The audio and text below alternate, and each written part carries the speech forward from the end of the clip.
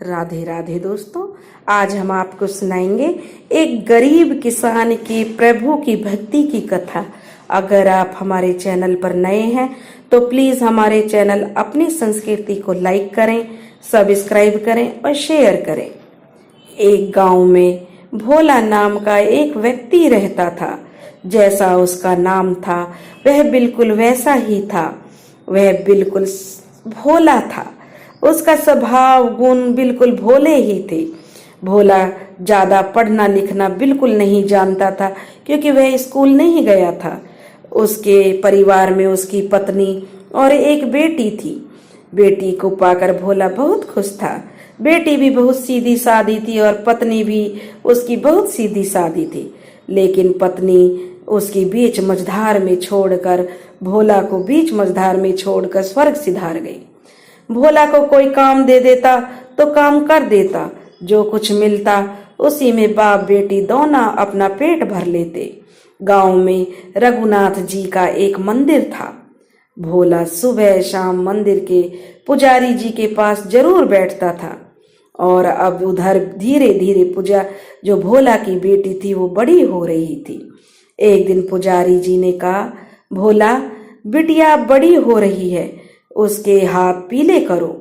पुजारी जी की बात सुनकर भोला कहने लगे, जो रघुनाथ जी चाहेंगे वही होगा, रघुनाथ जी सब सही कर देंगे। भोला ने बड़े भोलेपन से जवाब दे दिया। बात आई गई हो गई। लेकिन कुछ समय बाद देवयोग से एक अच्छा लड़का भोला को मिल गया। भोला ने अपनी लड़की की शादी के लिए गांव के साहूकार से कर्ज लेकर अपनी बेटी की शादी कर दी। लड़की अपनी ससुराल को विदा हो गई और अब भोला अकेला रह गया। वह सारे दिन मंदिर में ही पड़ा रहता। अब धीरे धीरे शादी को 1 महीना हो गया। जिस साहूकार से भोला ने कर्ज लिया था वह कर्ज चुकाने का समय आ गया। भोला को किसी ने सलाह दी कि इस घर को बेचकर साहूकार का ब्याज चुकता कर दो। भोला ने कहा, जैसे रघुनाथ जी चाहें। कहकर भोला ने अपना घर बेच दिया और साहूकार के पास उसका कर्ज चुकाने के लिए चलता बना। साहूकार बही खाता लिए ही हिसाब किताब में व्यस्त था। साहूकार कहने लगो, आओ भोला भैया, क्या पैसा चुकाने आए हो? अरे आ जाता धीरे धीरे, ऐसी भी क्या जल्दी थी? साहूकार भोला से कहने लगा। अब भोला ने, क्योंकि साहूकार बहुत ही मीठी बोली बोल रहा था, वह सेठ जी से कहने लगा कि क्योंकि वह जानता था कि भोला ने अपना घर बेच दिया है, इसलिए वह पैसे चुकाने ही आया है। लेकिन सेठ जो ये होते हैं इसी तरीके की बातें करते हैं, बड़ी मीठी मीठी। तब भोला ने जवाब दिया, सेठ जी रघुनाथ जी चाहते थे कि आपका कर्जा चुक जाए, तो मैंने चुका देना ठीक समझा। भोला ने जवाब दिया और अपने साथ लाए हुए रुपए और रुक्का थमा दिया। सेठ जी ने रुक्का पर कर्ज ब्याज जोड़ कर जमा कर दिया और कहा कि हे भोला, यहाँ पर दस्तखत कर दे। सेठ जी से भोला कहने लगा, सेठ जी मैं तो अनपढ़ हूँ, निरक्षर हूँ, मैं पढ़ना लिखना कहाँ जानता हूँ। मेरे लिए तो काला अक्षर भैंस बराबर है। आप कोई निशानी करवा लो। पढ़ा लिखा नहीं होने की बात सुनकर सेठ जी के मन में लालच आ गया। उसकी नीयत बदल गई। कुछ पल सेठ जी ने कुछ सोचा और बोला, भोला भैया चाय पियोगे? नहीं साहूकार जी, मैं चाय पी कर आया हूँ। भोला ने कहा, तो ठीक है। साहूकार कहने लगा, एक काम करो, अंदर जाकर सेठानी से मेरे लिए एक चाय बनवाकर और एक लोटा पानी ले आओ। उसने भोला को किसी काम के बहाने अंदर भेज दिया। सेठ ने जब भोला को अंदर भेजा तो भोला वाला जो रुक्का था उसने वही रुक्का लेकर और दूसरी जो एक बही खाता था उसमें छिपा दिया, जो दूसरी बही रखी हुई थी, और दूसरा रुक्का लिखकर और जमा के स्थान पर टेढ़ी मेढ़ी लाइनें खींच दी। अब तक की ब्याज व मूल की रकम जोड़कर बाकी लिख दी। भोला आया, अंगूठा लगाया और रुक्का लेकर जो रुक्का था उसे लेकर मंदिर आ गया। पुजारी जी बोले, भोला को उस जो सेठ की चालाकी थी उसका बेचारे को कुछ भान नहीं था। वह तो भोला भाला था, उसने तो पैसा कर्ज चुका दिया। यह सोचकर वह पुजारी जी के पास आ गया। पुजारी जी बोला दोनों मंदिर में रहते थे, बातें करते थे, और पुजारी जी से कहने लगा कि मैंने जो है उसका सेठ का कर्जा चुका दिया है। दोनों मंदिर में शांति पूर्वक रहने लगे। भोला मेहनत मजदूरी करके लाता, उसे रघुनाथ जी के चरणों में चढ़ा देता। समय बीतता गया कि भोला का तो कोई और था ही नहीं। वह सारे दिन मंदिर में रहता, काम मिल जाता तो काम कर लेता और अपना मंदिर में ही दिन व्यतीत करता, अपने रघुनाथ जी को भजता। अब धीरे धीरे समय बीत रहा था। 2 साल बीत गए। सेठ जी ने भोला के खिलाफ कर्ज न चुकाने के लिए जो है कोर्ट में दावा ठोक दिया। भोला के पास कोर्ट के सम्मन आए और निश्चित तारीख को उपस्थित होना है ऐसा कहकर एक कर्मचारी उन्हें बताकर चला गया जो सम्मन लेकर आया था। भोला सीधा साधा तो था ही, डरता भी था, इसलिए वह कोर्ट खुलने से पहले ही पहुंच गया। न्यायालय की कार्यवाही शुरू हुई। भोला के केस का नंबर आया कि अमुक गांव का भोला हाजिर हो। आवाज सुनते ही जज साहब के सामने जो भोला था वह उपस्थित हो गया। जज साहब ने भोला से पूछा, भोला तुमने अपनी बेटी की शादी के लिए कर्ज लिया था, वो चुकाया क्यों नहीं? वो भोला कहने लगा, साहब मैंने चुकाया है। भोला ने जब जज साहब की बात सुनकर रोने लगा, कहने लगा, मालिक मैंने एक एक पाई चुका दी, यह देखो रसीद जो इन सेठ जी ने मुझे दी थी। जज साहब ने वास्तव में ही वे बहुत अच्छे जज थे। उन्होंने कहा कि भोला रो मत, ये बताओ कि जब तुमने पैसे दिए तो वहां कोई गवाह था? तब भोला बोला, हाँ मालिक था। कि कौन था? रघुनाथ जी थे। भोला ने तो अपने सीधे स्वभाव कह दिया। तो जज कहने लगा, ठीक है तुम जाओ और अगली तारीख को आना। जज साहब ने एक तारीख निश्चित करके भोला को बता दी। अब भोला हाथ जोड़कर जज साहब के बाहर आ गया। जज साहब ने रघुनाथ जी को सम्मन जारी करवा दिए और अगली कार्रवाई के लिए कोर्ट बंद हो गया। जब निश्चित तारीख पर कोर्ट खुला तो अगले दिन कोर्ट बंद हो गया। अगले दिन एक आदमी कोर्ट का जो सम्मन था वह लेकर उस गांव में पहुंचा जिसमें भोला रहता था। आदमी गांव में जानकारी करता फिर रहा था कि भाई रघुनाथ जी कहाँ मिलेंगे, रघुनाथ जी कहाँ मिलेंगे, उनके नाम का सम्मन है। जिससे पूछता वही कह देता, इस गांव में तो कोई रघुनाथ नाम का कोई व्यक्ति नहीं रहता है। सम्मन लाने वाला बहुत परेशान हो गया। एक व्यक्ति ने जब सारी बात पूछी कि कैसे सम्मन है, किसका है, कहीं गलत गांव में तो आप नहीं आ गए? तब उस सम्मन वाले ने कहा कि रघुनाथ जी के नाम ही सम्मन है और इस गांव के भोला के गवाह हैं। तब वह आदमी समझ गया। उसने कहा कि रघुनाथ जी का मंदिर तो है, रघुनाथ नाम का कोई व्यक्ति तो नहीं है। आप हमारे गांव के बाहर चले जाइए, वहां आपको रघुनाथ जी मिल जाएंगे और आपका सम्मन ले लेंगे।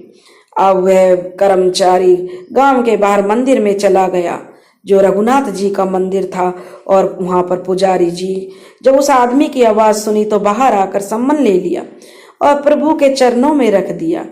पुजारी कहने लगे, प्रभु आपकी लीला अपरंपार है। ऐसा कहकर सम्मन रघुनाथ जी के चरणों में रख दिया। जिस दिन रघुनाथ जी को कोर्ट जाना था उस दिन पुजारी जी ने पूरा रघुनाथ जी का श्रृंगार किया, नए वस्त्र पहनाए और आंखों में आंसू भरकर पुजारी जी से हाथ जोड़कर बोले, प्रभु कोर्ट जरूर जाना, नहीं तो दुनिया का विश्वास उठ जाएगा भोला जैसे लोगों पर से, क्योंकि भोला जैसे सीधे साधे लोग का बहुत ही विरले होते हैं, बहुत ही मुश्किल से मिलते हैं जिनके अंदर इतनी सच्ची लगन और भक्ति होती है। रघुनाथ जी शांत निश्चल खड़े रहे। अब अदालत की कार्रवाई शुरू हुई तो भोला हाजिर हुआ। भोला से जज ने कहा कि तुम्हारा गवाह कहाँ है, रघुनाथ जी कहाँ हैं? जज ने पूछा तो भोला ने जवाब दिया, मालिक यहीं हैं, रघुनाथ जी तो हमेशा हर जगह मौजूद होते हैं। रघुनाथ जी हाजिर हों जैसे ही आवाज लगाई तभी एक बूढ़े बाबा पुराने वस्त्रों में लाठी टेकते हुए कोर्ट में आए। तुम ही रघुनाथ जी हो? जज साहब ने जब पूछा तो उसने कहा, हाँ हजूर हम ही रघुनाथ हैं। अच्छा बताओ, क्या तुम वहां मौजूद थे जब भोला ने कर्ज चुकाया? तो वह बुढ़ा बाबा कहने लगा, हाँ हजूर, मेरे सामने ही सब लेन देन पूरा कर दिया था भोला ने। तो जज साहब बोले, अच्छा, तो इस बात को साबित कर सकते हो कि भोला ने सारा कर्जा चुका दिया था? तब वह बुढ़ा बोला, जी हजूर, रघुनाथ जी ने कहा कि जज ने कहा तो करो साबित। रघुनाथ जी कहने लगे, ठीक है हजूर, आप सेठ जी की अलमारी के तीसरे खाने में जो वही नंबर 6 रखी है, उसके बीच में वह रुक्का अभी भी रखा है। रघुनाथ जी की बात सुनकर सभी चौंक गए, हैरान रह गए। जज साहब ने सेठ जी को वहीं रोक दिया और 2 स्पेशल सिपाही सर्च वारंट लेकर सेठ के घर भेज दिए। सेठ के घर जाकर अलमारी के तीसरे खाने में रखी 6 नंबर की बही के बीच से रुक्का निकाला और कोर्ट में सब साफ साफ हो गया। बता दिया गया कि सेठ जी उसके साथ कितनी गलत नाइंसाफी कर रहे थे। सेठ जी का दावा झूठा था। सेठ जी ने अपना भंडा फूटते देख माफी मांगी और अपनी गलती स्वीकार कर ली। जज साहब ने भोला और रघुनाथ जी को जो सम्मन भिजवाया था, उसके लिए जो जज साहब थे वे उनसे ससम्मान उन्हें घर वापस भेजा और उसे कहा कि तुम्हें परेशानी के लिए कोर्ट आपको माफी देता है तथा सेठ के किए की सजा दी। सेठ को सजा दी। जज साहब ने आगे कोई केस की सुनवाई नहीं करेंगे। वे रघुनाथ जी नामक गवाह के तेजस्वी चेहरे को भूल नहीं पा रहे थे। रात को जो है उन्हें चैन नहीं आया, ना ही नींद आई। अब जो जज था वह बस रघुनाथ जी के बारे में सोच रहा था कि उनके मुख पर कैसा तेज था और कैसे उन्होंने इतना सटीक कोई कैसे बता सकता है कि जैसा उस गवाह ने बताया। रात भर करवटें बदलते रहे। जज साहब को बिल्कुल भी चैन नहीं पड़ रहा था। सुबह जब हो गई तो जज साहब उठे और निकल पड़े रघुनाथ जी के गांव उनसे मिलने के लिए। गली गली में पूछा कि मुझे रघुनाथ नाम के व्यक्ति से मिलना है। लोगों ने आश्चर्य से देखते हुए कहा कि इस गांव में कोई रघुनाथ नहीं है। तो जज साहब कहने लगे कि नहीं है। तब किसी सज्जन ने बताया कि आप कौन से रघुनाथ को ढूंढ रहे हैं? तब रघुनाथ जी ने कहा कि जो भोला का गवाह है, मैं उसको ढूंढ रहा हूँ। तब सब लोग जानते थे कि भोला गांव के लोग कितना भोला भाला है और भगवान की कृपा उस पर है। ऐसी बातें कहाँ छिपी रहती हैं। ये तो बहुत जल्दी फैल गया था कि रघुनाथ नाम के इंसान ने भोला की गवाही दी थी। तब वह व्यक्ति जज साहब से कहने लगा कि आप रघुनाथ नाम के व्यक्ति को ढूंढ रहे हैं तो उसका पता आपको मंदिर में मिल जाएगा। हमारे गांव के बाहर रघुनाथ नाम का एक मंदिर है। जब वह जज गांव के उस मंदिर में पहुंचा तो किसी ने पूछा कि आपको किससे मिलना है, तो वहां पर पुजारी जी के अलावा भोला बैठा हुआ था। जब पुजारी जी के यहाँ पहुंचा और अंदर चला गया तो जज साहब अंदर गए तो देखा रघुनाथ जी की मूर्ति ने वही कपड़े पहने हुए थे जिनमें वे गवाही देने आए थे। जज साहब के नेत्र भर उठे और प्रभु के चरणों में गिर पड़े। बोले, हे प्रभु, आपकी माया अपरंपार है। जज साहब ने उसी क्षण अपनी नौकरी को त्याग पत्र देने का फैसला कर लिया और रघुनाथ जी की भक्ति में अपना जीवन अर्पण कर दिया। क्योंकि अब वह नौकरी नहीं करना चाहते थे, इससे उनके जीवन की जो है धारा ही बदल गई। वे भी रघुनाथ जी के बहुत बड़े भक्त बन गए। दोस्तों, अगर आपको हमारी कहानी पसंद आई हो तो प्लीज़ हमारे चैनल को लाइक करें, सब्सक्राइब करें और शेयर करें। राधे राधे।